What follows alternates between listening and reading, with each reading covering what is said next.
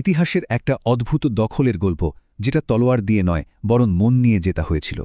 সিজা চলে যাওয়ার পর প্রায় ১০০ বছর ব্রিটেনে কোনো রোমান সৈন্য ছিল না, কিন্তু এর মানে এই না যে রোম চুপচাপ বসেছিল। বরং ওরা শুরু করেছিল এক অন্যরকম আক্রমণ, যা আসলে ছিল এক মানসিক যুদ্ধ।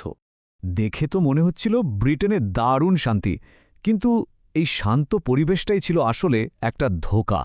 এই লম্বা শান্ত সময়ে রোম কিন্তু অন্য একটা যুদ্ধ চালাচ্ছিল, সেটা হলো সংস্কৃতির যুদ্ধ।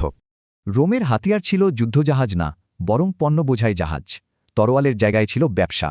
প্রথমে এলো অ্যারেটিয়ামের দারুণ সব লাল মাটির পাত্র। স্থানীয়দের কাছে এগুলো ছিল এক কথায় অবিশ্বাস্য। তারপর এলো ঝকঝকে কাচের জিনিসপত্র। এসব বিলাসিতা তাদের সংস্কৃতিকে একটু একটু করে বদলে দিচ্ছিল। তবে আসল জিনিসটা ছিল অন্য কিছু, যেটা হয়ে ওঠে রোমের সবচেয়ে শক্তিশালী আর নেশার মতো এক অস্ত্র। ইতালির ওয়াইন।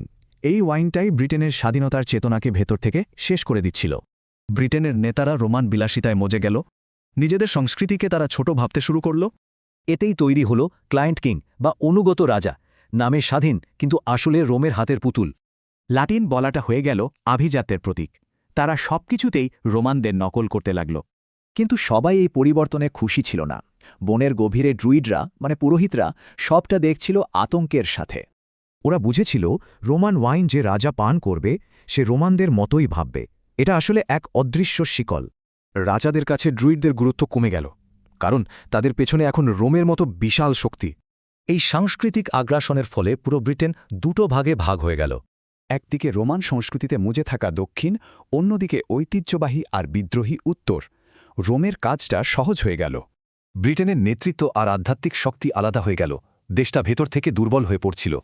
তো ৪৩ খ্রিস্টাব্দে যখন সম্রাট ক্লডিয়াস এলেন, তখন ব্রিটেন দখল করাটা ছিল শুধু সময়ের অপেক্ষা।